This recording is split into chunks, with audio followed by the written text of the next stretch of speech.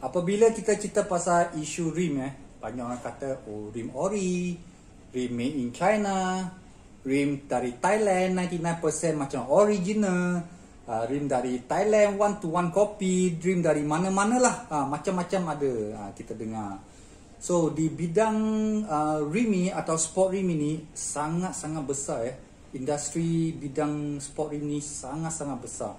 Dan boleh katakan setiap tahun berbilion dolar yang peminat kereta ada dealing dalam bisnes sport rim ini. So itu sebab apabila ada demand, adalah supply yang pelbagai jenis. Ada yang original, ada yang orang yang tak bertanggungjawab dia copy.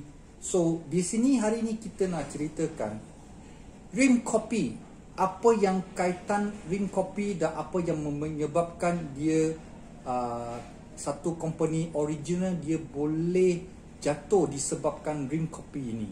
Okey. Sebenarnya rim copy ini saya rasa dah lama ada.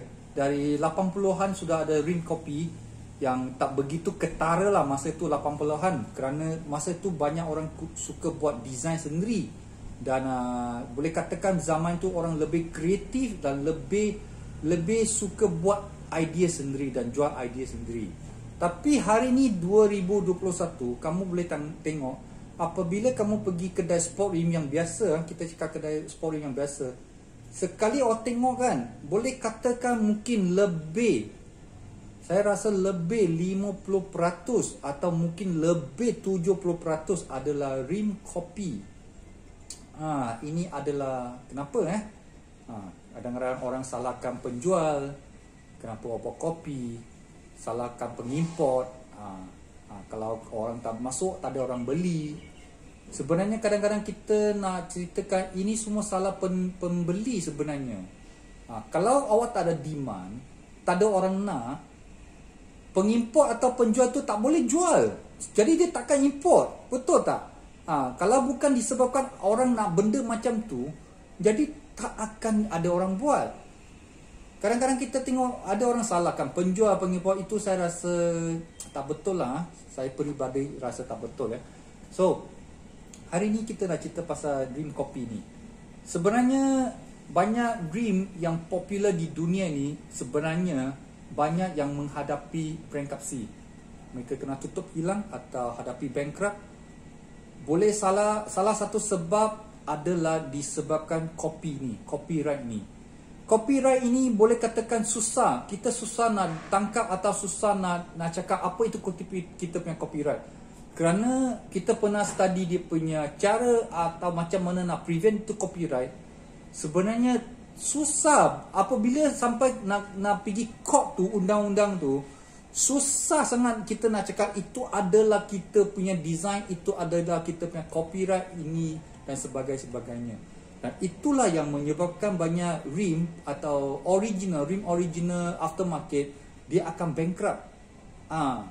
Seperti yang masa kita di Jepun dalam awal 2000, kita dah bagi tahu rim popular Speedstar SSR dia dah bankrupt 2 kali atau 3 kali masa itu, kalau tak silap. Yang kali keberapa masa itu saya kat Jepun, mereka kata, bagi tahu bos saya Jepun, dia bagi tahu, oi Kazuto, rim SSR bankrupt lah, dah announce lah. Saya terkejut tau. Sebenarnya saya terkejut, saya fikir, SSR kan itu jenama besar kot. Kan banyak orang minat SSR, banyak orang beli SSR. Kan antara jenama yang paling kuat, antara yang kuat lah kan. Macam mana boleh bankrupt? Lepas tu kalau tak silap, saya pun dengar Works pun bankrupt juga. Dan baru-baru ini pun saya dengar BBS bankrupt. Sebenarnya BBS bankrupt bukan kali pertama. BBS dah bankrupt dah banyak kali dah. Dah take over by orang lain dah banyak kali lah. So hari ni kita nak cakap rim copy ni yang menyebabkan company akan jatuh disebabkan copyright ni.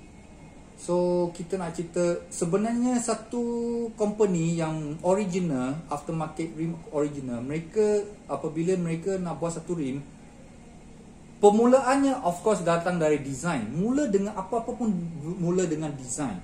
Okay, apabila design itu dah keluar, awak kena belanja banyak wang, duit atau wang untuk awak bayar awak punya designer. Bukan seorang tau dia punya designer.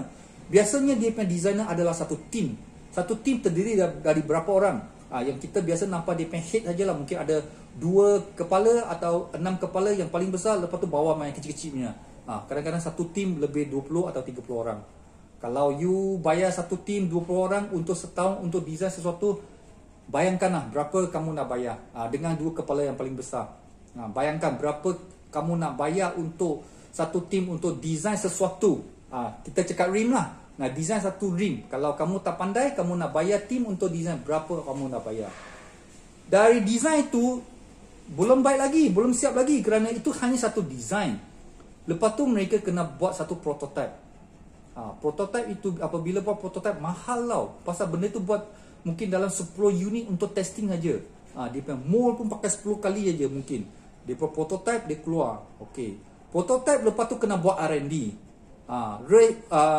Research and Development, R&D. R&D itu makna Research and Development. So ini antara yang department paling penting. Dia akan buat testing rim itu, kekuatan dia. Mungkin kali ini kita buat dengan material ini, kita testing, boleh tak? Oh, ini tak boleh, lembut sangat, pecah. Okay, kita next kita buat balik, kita pakai material lain. Kita testing lagi, kasih hancur, kasih langgar 10 set, 20 set, 50 set, 100 set mungkin. So R&D ini memakan masa dan menghabiskan wang ringgit atau duit. Kalau kat US tak pakai ringgit kot, pakai dollar atau Japanese yen lah. Saya rasa dia takkan pakai ringgit.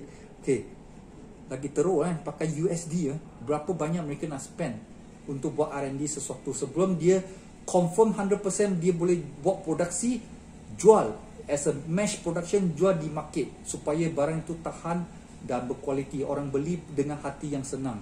Okay, so bila dia buat R&D itu antara yang bajet yang paling besar. Jadi untuk menghasilkan sebuah rim yang berkualiti, yang cantik, dari design ke R&D sampai ke produksi untuk jual di market, mungkin mereka kena menghabiskan $1,000,000 USD dollar, $1,000,000 untuk menghasilkan satu design. Dari design sampai R&D, sampai produksi, sampai produk, end user produk.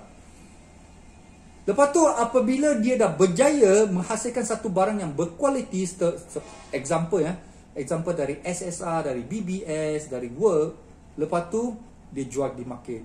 Dia jual saja, ada orang yang tak bertanggungjawab beli satu set original ke negara China, jumpa orang yang boleh buat kopi one to one, bagi tahu saya nak kopi rim ini tapi saya punya bajet hanya ada 500 saja, tapi saya ambil 5 kontainer lah. So di China senang, dia akan cakap, okay bos, you nak design ni, saya boleh razor scan, saya boleh dapat 100% atau 99%, tapi you nak 500 kan? Okay bos, saya design sama macam ni tapi kualiti tu jangan tanyalah. You bagi saya 500, saya buatlah 500 punya produk kan. So sampai dia kopi jual berkontainer dia boleh jual. Orang yang buat yang tak bertanggungjawab ni jadi kaya raya. Kerana dia boleh jadi kaya. Kenapa dia boleh jadi kaya raya? Dia buat kopi aja. Kamu kena kembali ke rim original tu. Mereka buat design, R&D, dan segala-galanya mereka kena hadapi. Approval. Saya lupa lagi satu, approval. Association punya approval, macam kita punya SIRIM di Malaysia. You nak dapat approval, kena buat testing lagi. Kena berapa banyak lah belanja lagi. Kalau negara itu tak buat korupsi, baguslah. Awak belanja apa yang boleh dapat je. Kalau negara itu yang berkorupsi, macam mana? Lagi kena jolok duit kan? Lagi untuk dapat approval, dah lah kena buat R&D, dah kena jolok duit lagi. So original, orang tu yang buat original itu sangat struggle dengan banyak wang yang keluar. Tapi orang yang buat kopi tu senang je. Saya ambil kopi, lantak lah, bukan saya yang design, bukan saya punya brand. Saya buat kopi disebabkan saya punya buyer tu dia nak murah. Jadi saya buat murah disebabkan dia nak murah. Saya buatlah kopi kan. So saya yang akan jadi kaya raya. Tapi yang lain saya tak nak kisah, pasal saya tak bertanggungjawab. Itulah adalah masalah yang sangat besar ya. Kalau apabila rim kopi ni dia boleh menyebabkan sebuah kilang tu jatuh dan bankrupt.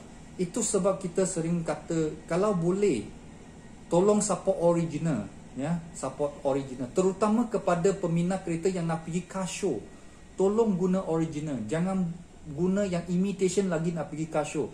Bagi kita, saya rasa amat memalukan kalau kita berbanding car show di Malaysia dan car show di Thailand. Tak mau cakap jauh lah, kita banding dua negara saja. Tak payah banding US, tak payah banding Jepun, banding Thailand saja. Semua orang tahu budaya kereta kat Thailand sangat padu. Disebabkan kalau kamu pergi car show, ada juga yang pakai imitation, ada, tapi boleh katakan 90% pakai original. Itu yang kita terperanjat apabila kita dijemput ke Thailand untuk jadi judge untuk satu event. Saya terkejut, wow, Honda Vios pula. Honda Brio yang Malaysia tak ada lagi, kecil lah. Dia kereta kecil, kira anda macam Yaris punya kategori lah, tapi kecil lagi. Atau Yaris, atau Vios, atau City. Di sana semua pakai rim original. Walaupun kereta tak mahal mana, yang semua orang tahu Vios atau City di Thailand lagi murah dari Malaysia, tapi mereka semua pakai original.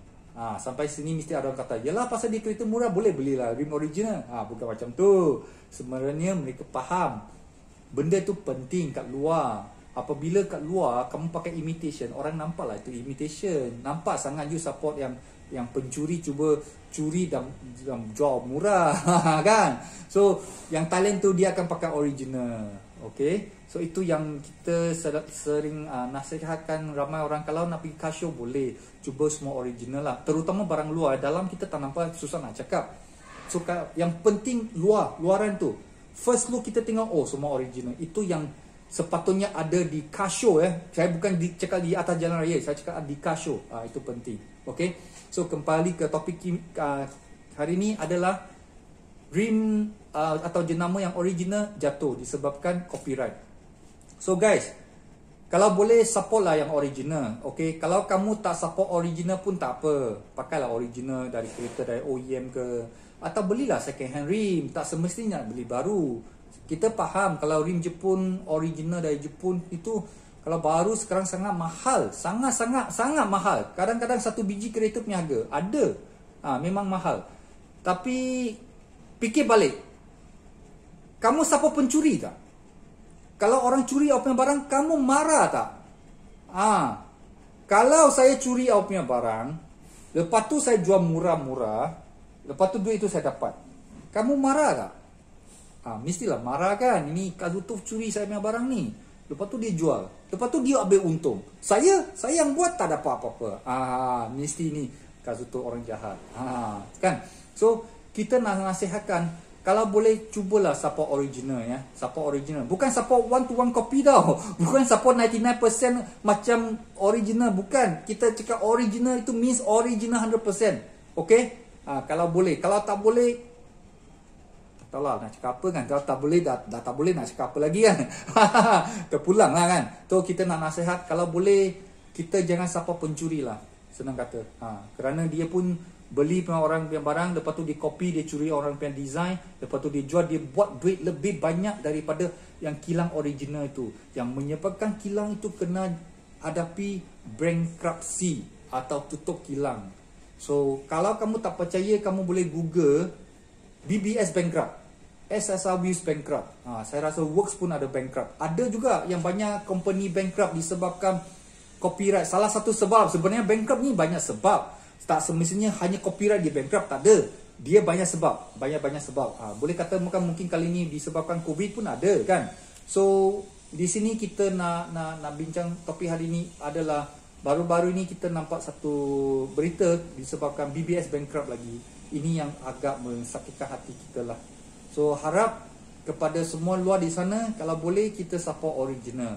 Kalau kita tak mampu, tak apa, bila kita boleh beli original yang second hand. Tapi lagi tak mampu, tak ada apa-apa nak cakap lah. Itu aja lah. Okay, bye.